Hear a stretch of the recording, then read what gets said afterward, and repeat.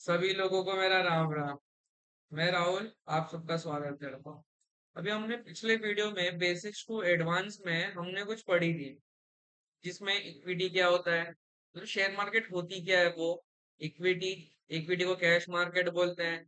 Equity equity आती कैसे है, मतलब शेयर मार्केट में ट्रेडिंग करने के लिए शेयर्स आते कैसे हैं। आईपीओ आईपीओ की वजह आईपीओ जब आती है तो उसके बाद में हम ट्रेडिंग में आते हैं, मतलब शेयर परचेस करने में आते हैं। ये सब चीजें हमने पढ़ी थी पिछले वीडियो में।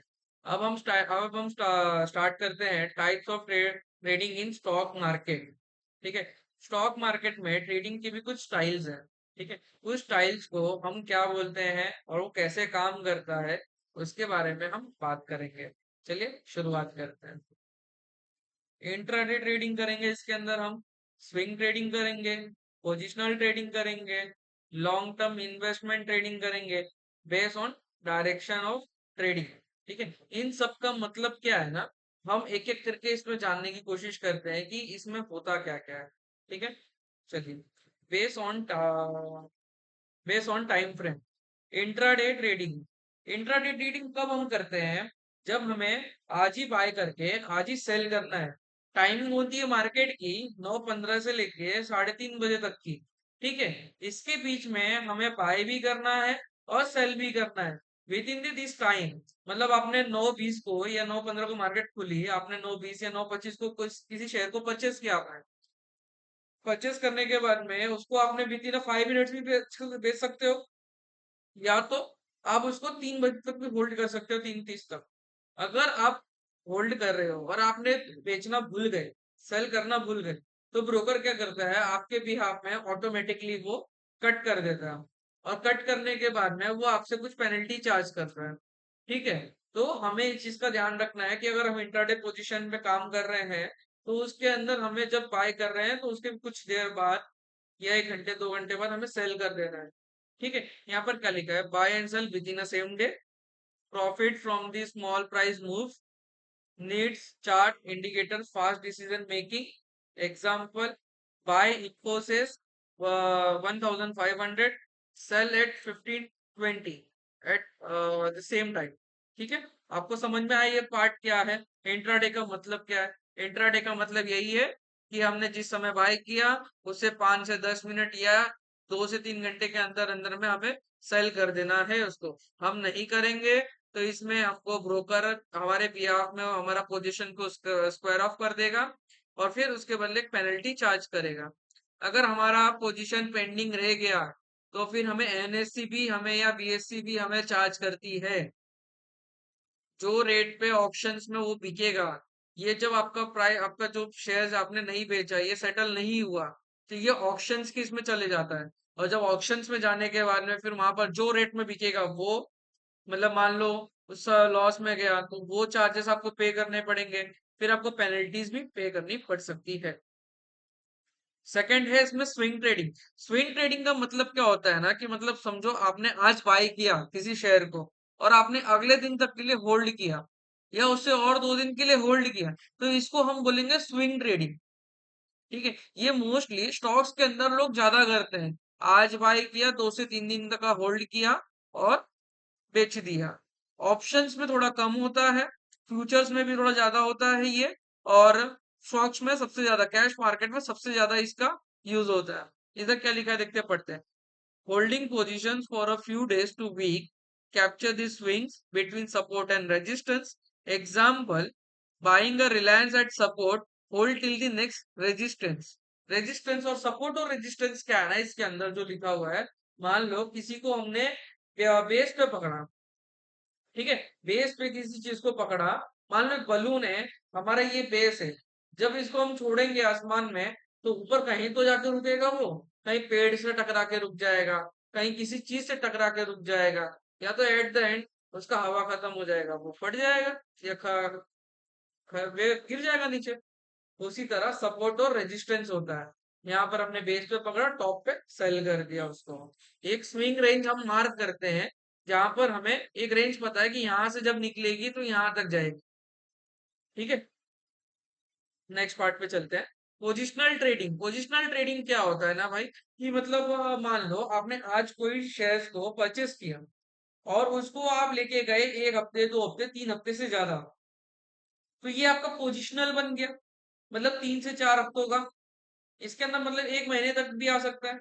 तो ऐसे पोजिशनल ट्रेड बनती है, ठीक है। इधर क्या लिखा है, holding for a week to month based on the mid term fundamental plus chart example buying a HDFC bank after the quarterly result. मतलब कभी क्वार्टरली रिजल्ट जो आता है ना, उसमें क्या करते हैं हम, रिजल्ट आने का वेट करते हैं। तो हमने यहाँ होल्ड किया, अगले महीने क्वार्टरली रिजल्ट आने वाला है, तो टिल दी क्वार्टरली रिजल्ट तक का हम वेट करेंगे इसको होल्ड करके, ठीक है।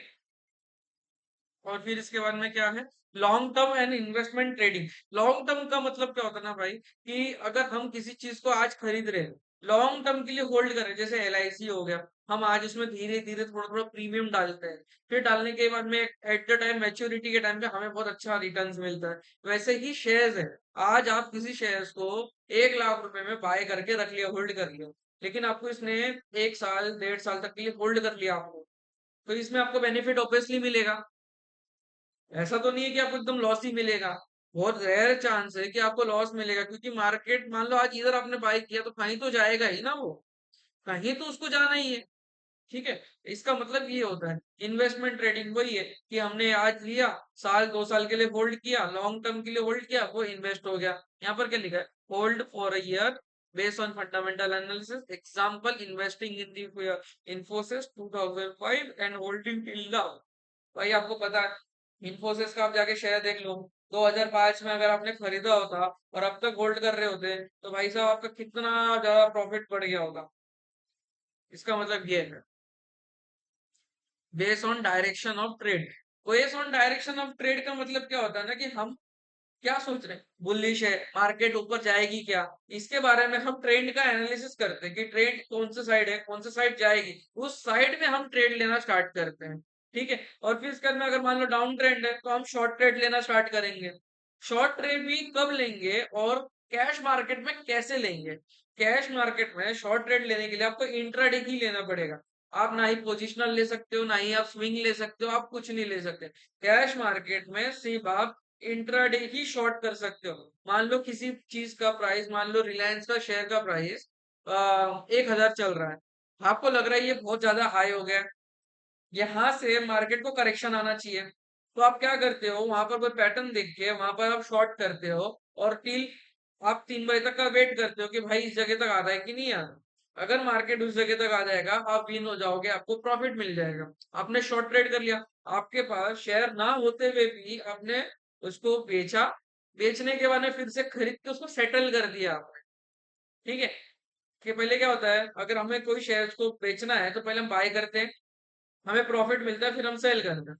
लेकिन आपको हमें एक बेनिफिट मिलता है इंट्राडे के अंदर, कि अगर आप शॉर्ट ट्रेड बनाते हो, तो शॉर्ट जब भी होगा, तो आपने मान लो महंगे पे बेचा, सस्ते में खरीद लिया, ये हो गया आपका सेटलमेंट।